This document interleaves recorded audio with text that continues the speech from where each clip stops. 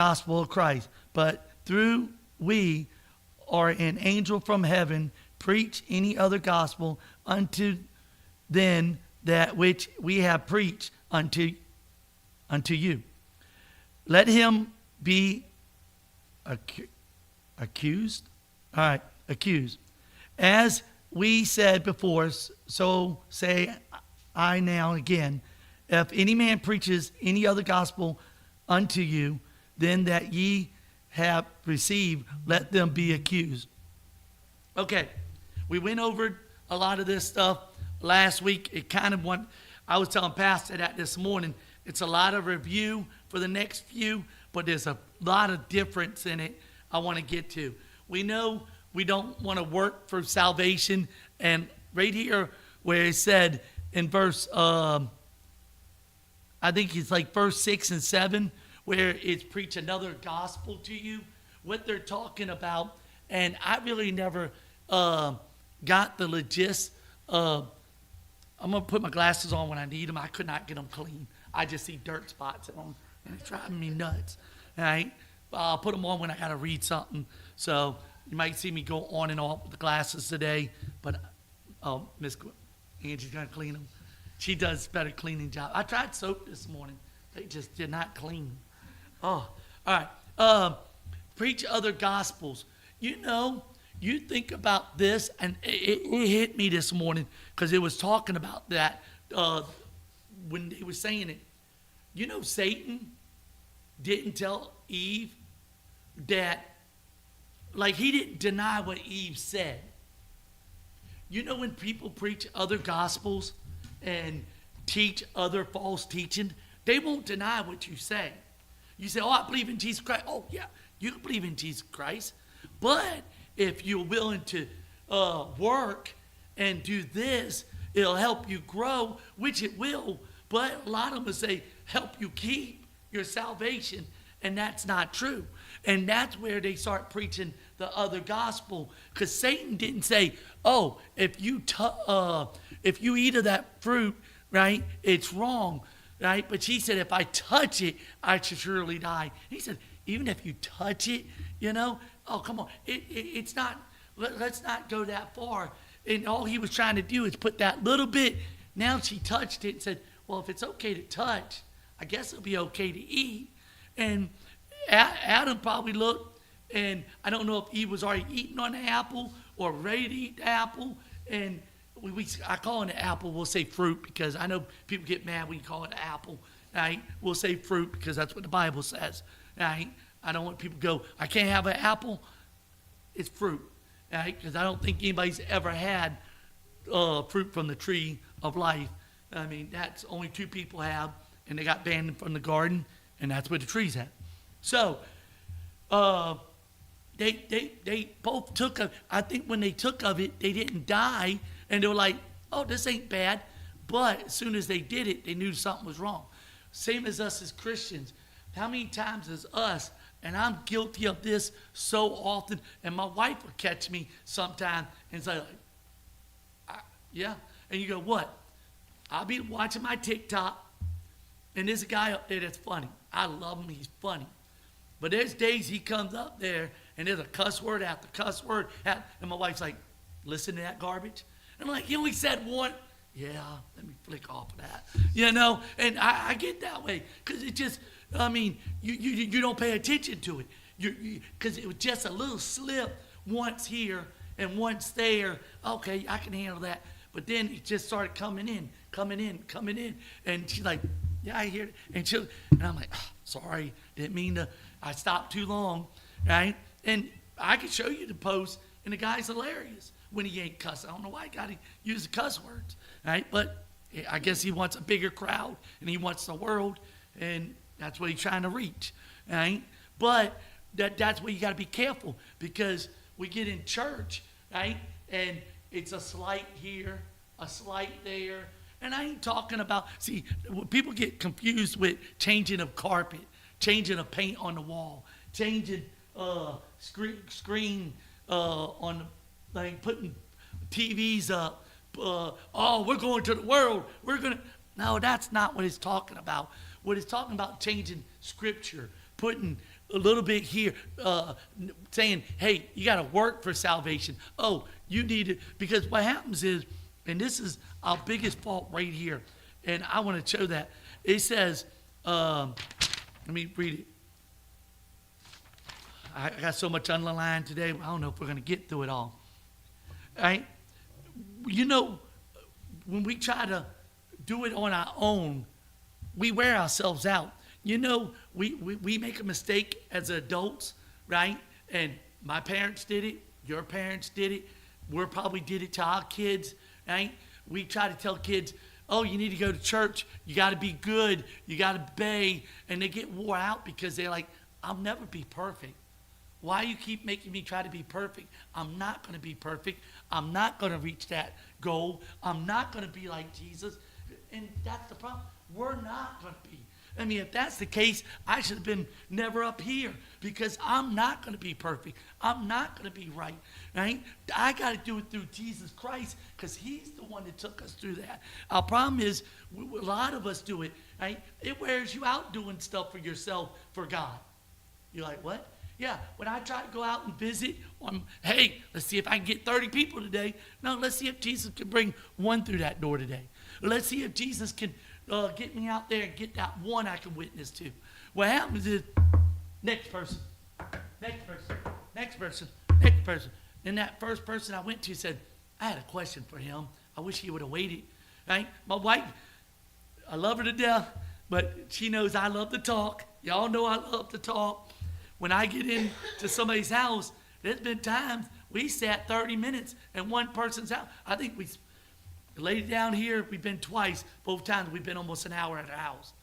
We were at another couple's house right over here. We sat in that house so long, they actually gave me a lamp with one of them magnifiers on it. They could turn it because we were talking about I can't see that well and I need extra light to read. And they're like, oh, and I was talking about buying one.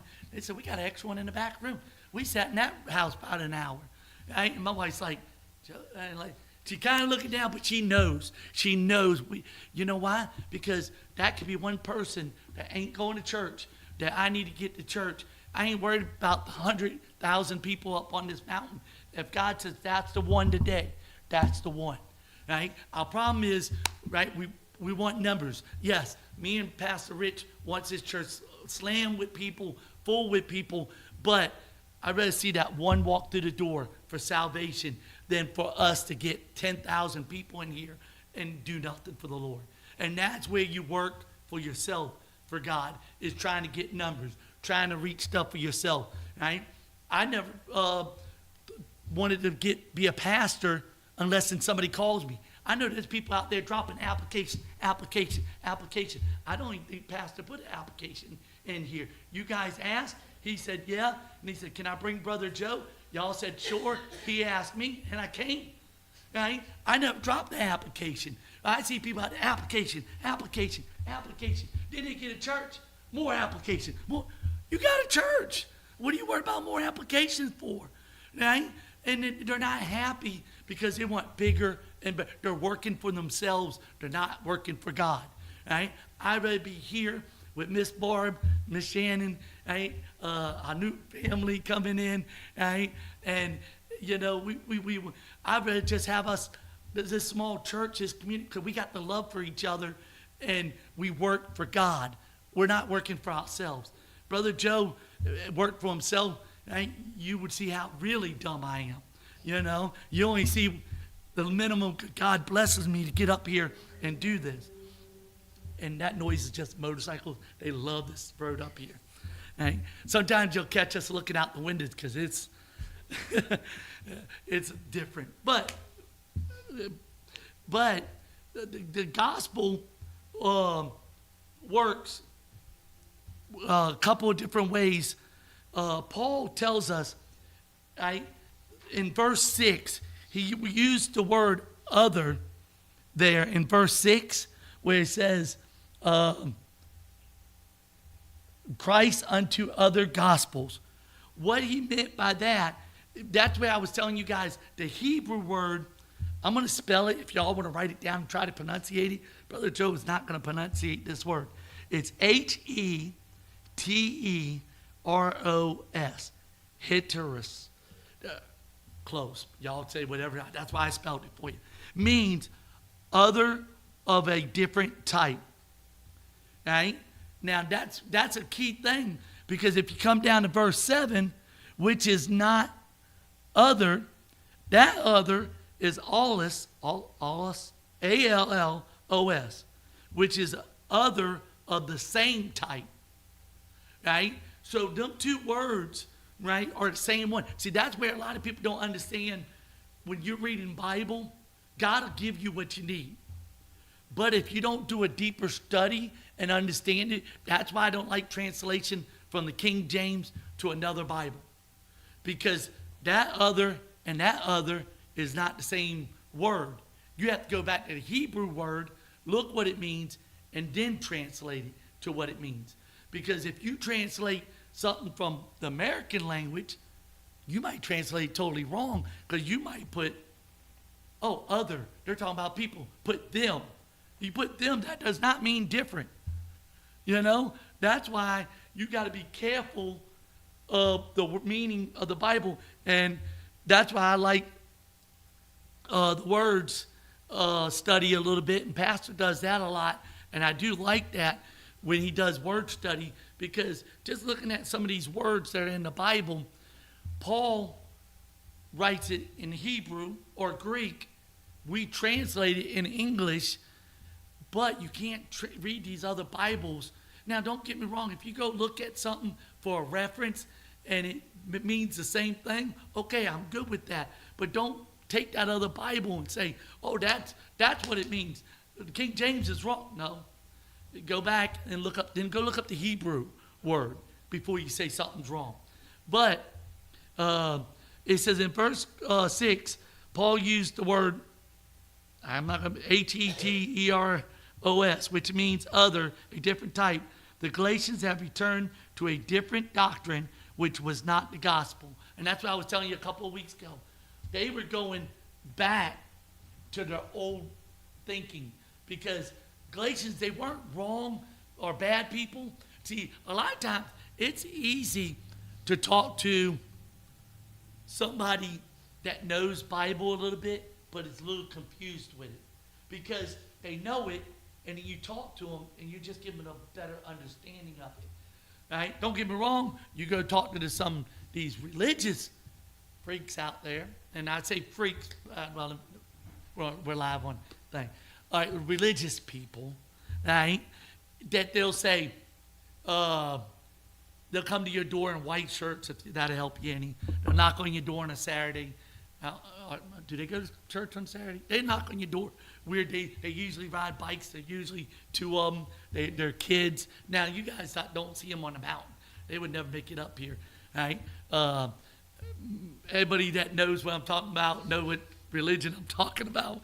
But they'll show up at your door and try to tell you that way you believe as a Baptist is wrong, right? Some of them have this little extra Bible they want to use, and they say this is gospel. And if you go back and look into history, it was a guy that started his own church. It was a cult. I don't understand how you become a religion from a cult, right? People say Jesus, if you go back, Jesus was like that. No, the Bible was translated from God, but man, I'm going to go on a bad rampage. Let me move on. All right, false teachers try to turn us from the gospel power, and that's what I was telling you about God's provide for us with Galatians. Provides us with Galatians. Yeah, God gave us Galatians. In fact, God inspired much New Testament He gave us Galatians to help us with some errors in our lives, right? See, this is a Sunday school, so I'm going to ask a question. How many of y'all know who Galatians was written to? We know to the Galatians. Was it to the lost or to the saved? To the saved. There you go. To the saved. So Galatians was made to the saved people. So guess what? Most of us in here, we trusted Jesus Christ. We're saved. Guess what? Galatians is pointed at us. Right? You're like, really? right? Because most of the time when Paul writes a letter, he gives a good greeting. Hey, how you guys doing? You're doing great. When he jumps into Galatians, if you notice, besides him just talking a little bit at the beginning and calling brother, he just jumps into the problem. He said, you know what's wrong with you? You know why? Because when you go talk to a lost person, you don't go, hey, you're dying, going to hell. You don't get sick. Why? Because they're going to turn around and walk away from you. But in church, we say that. Why? Because we know the truth. We know where we're at. We know if we ain't been saved, we need to. And a lot of us been under the doctrine long enough that we have come to Jesus Christ. We have got saved. Right? Now, we do have to realize when we do approach lost people, we do have to be stern and know our not our history, but know the Bible. Because I'll tell you, I was a correction officer for about a year. Being a correction officer, right, more of the Muslims know the Bible better than we do. They will tell you everything that's wrong with the Bible. And if you don't know it, you will look like a fool to them. Trust me, some of them people that come and knock on your door knows the Bible better than you do. What I like to do, and I've done it a couple of times, is the Mormon, not the Mormon, what's the ones in the prison again? I just said it. Can't think of Muslims. I could take their Bible and take them through the Roman road through their Bible and show them how to get saved. It's in their Bible. But you have to kind of do the hop around. And they're like, oh, you're just jumping around. Well, that was you just doing. Because ain't that funny when somebody says, I have no problem you jumping from one part of the Bible to another part of the Bible, but make sure the contents are the same. Some people will pull it out. Like I said, I could take the Bible and spell my name out of it. Right? You just take every 13 letter of the 15th page, turn it twice this way, twice that way, go back one to you'll find my name somewhere in there. Right? If you follow that, you're pretty good, because I don't even know what I said. Right? But that's what some people will do with the Bible. I know I had a relative of mine. Well, I guess once they got divorced, they weren't a relative no more. But they got married to one of my relatives. When they were getting a divorce, they said, I know I'm saved, and Jesus will honor me after I get a divorce. I said, no, you're looking at, I'm going to go openly sin. I know I'm going to sin. God won't honor that. Right? And you're trying to say, it's okay for me to sin now, but I'll come back. A lot of us get that way. It's okay if I do this, God will forgive me anyway. Right? That's not how sin works. Right? It's not how God works. Right? Because a lot of times, well, God did forgive me of that. Well, let me do this. Oh, God forgave me of that. Now let me do. Then you're just doing this. You're not asking forgiveness. That's how sin works. And a lot of people don't realize that. And that first sin that you did, God forgave you of it. But what awards did you lose of it? Because my wife and me said this for years, and I know I'm going on a rampage. How am I looking on time? All right, I'm going to try to finish this up. I won't go into that one. That's a story of my life of following the right path. Because you follow the right path, God got something for you. Right? But if you do like I did, yeah, I'm on the right path now, but what did I leave behind by going on them side roads? I mean, how many blessings did we miss by taking them side roads? You know, I mean, I've been blessed. I feel I was on the right road when I met my wife, and I met the right woman, got married Tuesday of next week. We'll be married for 30 years. You know, great, you know, but she got unlucky because maybe she took the wrong road and ended up with me instead. No, no, but you see what I'm saying. Were we on the right path when we made what God had for us? If we didn't, I mean, I don't ever want a mega church, but would I have been a person like that? God maybe had me on the right road the whole time. And if I could have went off to a mega church, but would it have been the right way? Like I said, I'd rather be on the right path doing what God wants me to do. And that's what Paul was trying to tell Galatians. He was saying, Watch the false teachers, right? Because they try to unsettle you. That's what I was saying. False teachers don't come in and just go, hey, this is what you're doing wrong. They'll go, yeah, do you really need that? The King James Bible, I was fooled by the NIV, right? Because somebody said it's easier to read. It's not. It's still got them names in there. You ever try to read them names? Until they take the names out and just say, John, Joseph, Matt, Henry. I can read them names. I'm not reading words like Tarasso. I have no idea what that means, right? Or what it says. But it's in the Bible, you know. I still have problem because what's the one name? Is it Abraham? That it's not Abraham, it's Abram. Yeah, I call him Abraham. Abram. Wait a minute, is Abram or is Abraham? See, just call him John. I love the New Testament. They got real names in there. You know, the Old Testament names are, I love pastors' things with names, his study with names, because it's great, because he can pronunciate them most of the time. What I learned, I think him and another pastor told me, just say it like you know it. Nobody else does. They'll just think you got confidence of saying it. That's what I need to do. But it says the gospel of works trouble true believers, right? And where it troubles true believers, and that's what Paul says, is if we take the gospel for works, to do works, it's going to trouble us. Because how much work do you got to do to be as a Christian? How much work do you got to do to come to church to be satisfied that you've done enough for God? God saved us from hell, right? A lot of times Christians are so uncomfortable with church because they don't feel like they've done enough. I don't care if you've done anything but showed up today. I'm happy with that. And if you didn't show up today, read your Bible this week. If you didn't do that, say a prayer. If you didn't do that, hey, try next week. That's what we're here for. We're sinners, saved by Christ. If you've fallen and scrape your knee, don't stay down. Get back up. That's what we want. We want people that are needing help and wanting God to help them. That's all we ask. Because you know what? I want God's help. I'm begging God to do great things in my life. You're like, you're an assistant pastor. I want God to be in my life every day. I want more. That's what Paul says. He said, what happens is we get in church and we're like, I'm not doing enough. I'm just going to stay home. You fell.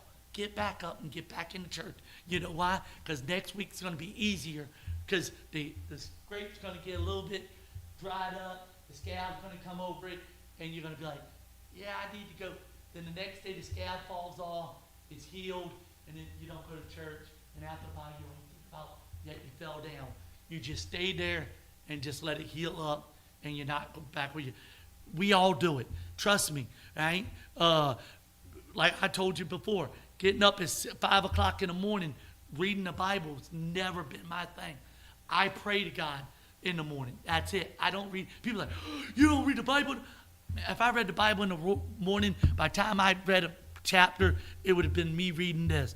Blah, blah, blah, blah, blah, blah, blah, blah, blah, blah, blah, blah. Because I wouldn't have remembered a bit. Because my wife will tell you, she'll tell me something first thing in the morning, what happened? And that's 30 years of knowing, you know. Proof. I don't remember. Now, she tells me at night, I'm a horse, or an elephant, right? A week later, don't you remember? Did I really tell you that?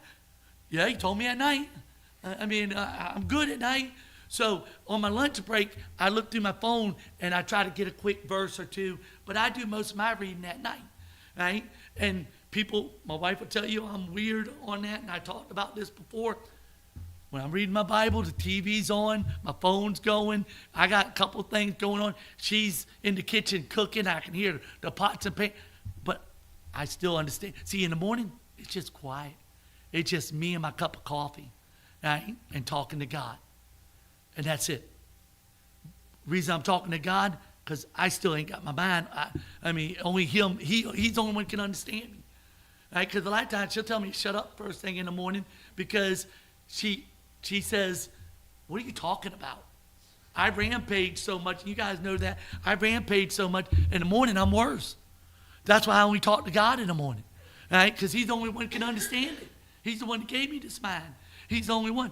But in contents, it says, oh, I already told you about Eve. I want to just show you a couple of things I saw this week. And I'm going to close real quick. And we're pretty much done with this lesson. We'll start lesson 3. It only took me a month to get through a week. 1 week lesson, it only took me a month. So we'll be done in this 13 lesson by next year. All right? Hopefully. All right? But I want to show you and I thought it was really amazing with our lives. This is what Paul's talking about. If I got a football that I played with for years, and I decided to go sell it at our yard sale, how much money do you think we'll get for it? 2, maybe $3. But if I had a football that Tom Petty. Brady. I don't know if Tom Petty's a singer. Tom Brady, and he played with it in the Super Bowl. Just one game in the Super Bowl, and it was one that he threw to Gronk for a touchdown with both of their signatures on it. How much could I get for that football? You just imagine. If I took a baseball, and I can't do it, but just say one day I got out there and I hit a home run, right, in a softball league, and I signed it and put it in our yard sale. How much money would we get for that little baseball? They probably said, got marking on it, can I get 50 cents for it? Right? But if Barry Bonds hit that home run in that one game, his last home run he ever played, we put it, I think one guy sold one of them for $2 million. Right? Look what it happens in whose hands it is. We take our lives and we do with it, how much worth are we going to be? But if we put it in the right hands, right person, Jesus Christ, we put our lives into him, how much more are we going to be worth? Our problem is we got the football and we don't want to give it to the person that can do a lot with it. We don't want to, we got the word of God. We don't want to give it to God and say, God, I need to get my life into this book, my life to you, and do more for you. That's what Paul's telling these Christians is you need to stop worrying about what works and work on you. I need you to be with God. You're going to work. I mean, that's what I don't understand about works. You will work for God if you put your life for God. You know why? I'm a football card collector. How many football cards, hun, do I have? I got over 80,000 football, baseball, hockey cards. I've been collecting since I was 8 years old. I got Terry Bradshaw's rookie card. You don't know who he is? He was quarterback for the Pittsburgh Steelers in the 70s that won 4 Super Bowls. I got Joe Montana's. I got Troy Aikman. I got Kobe Bryant's, Michael Jordan, Magic, Larry Bird. Hockey's, I got several Wayne Gretzky's, right? Golf, Tiger Woods, boxing, Muhammad Ali, I got even country. I got Desert Storm cards, right? My son and them actually just took back their Pokemon Yu-Gi-Oh cards because they were collecting them, right? And I was like, they're worth money. I'm like, can we have them back? Because I didn't throw them away because I'm a card collector, right? I got the weirdest card collection forever. I have everything. I could open up a little store if I wanted to. If I got the value for everyone, what they say their value are, I probably got over $500,000 worth of cards. I've only paid probably several $100s for them, maybe thousands now, because over the years. But I don't give them away. I just a hobby, right? But we take that investment and what do we do with it? With Christ. Our lives are with Christ. I collected football cards. How many years? How much valuable it is. If I dedicated my life to God like that, because where did I find sports cards at? Flea market, yard sales, stores, Walmart, Target, everywhere. Where do I find God at? My prayer closet at home. That's the only place you find him at. If we dedicate, we'll find him at the gas station. We'll find him in our car. We'll find him at work. We'll find him, bathroom when you're taking a shower. You'll find him everywhere you go. How dedicated are we? That's what Paul is talking to the Galatians, talking to us as Christians. Where you at? What are you doing? Right? I want you guys to dedicate. Stop the work. The work will come. You'll find out, right? We like to eat around here, so you will have to make baked beans, corn. You will be bringing something to here to eat. Guess what? That's a blessing. You know why? Because everybody here, just to let you know, the banana pudding is not good. Don't eat it. No, it's actually delicious. I want more. Right? It's the greatest banana pudding you'll have. Right? But banana pudding, right? You know how much a blessing that is to us? She's like, I just like making it. Hey, eggs, right? She just like picking them up and I don't know if she likes it all the time, but she like bringing the eggs in her garden. She likes her garden, right? She brings in for us. You don't know how much of a blessing that is for me because I like to eat, but that's where she's working and don't even realize she's working. You're doing stuff in God, not even trying. But see, what you try to do is put a value on your work. You're making a mistake. You put a value. Barb probably never thought about bringing the eggs and cucumber as a value, as a work for the church. She just did it. It is. She don't see it, but that's where she didn't do it to say, God, bless me for this. I'm bringing this in. Now people are ungrateful. You know how they are. They just like my eggs.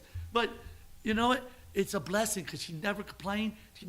And that's where we as Christians you go out and talk to the person at your job. Yeah, I know I'm over. Sorry. Right? You talk to your person at your job about God and witness to him. He might not step up, or she might not step a foot in this church, but you work for God. You don't have to do it for the church to do it for God. See, that's where people get wrong. People want to see what you're doing for the church, what you're doing for here. That's not what God's asking. You need a relationship with him, not the church. That's where we make our mistake. We try to get our relationship all here. When we go home, we leave them. When we go to work, we leave them. That's what Paul's trying to tell these young Christians. Stop listening to them leaders. They want you to do for them, not for God. And that's what we got to understand. I'll leave it with a quick prayer, and we'll get ready for Sunday school. Our dear Heavenly Father, thank you for this hour for Sunday school. Bless our pastor as he's going to come and give the message for church service, and just give us a great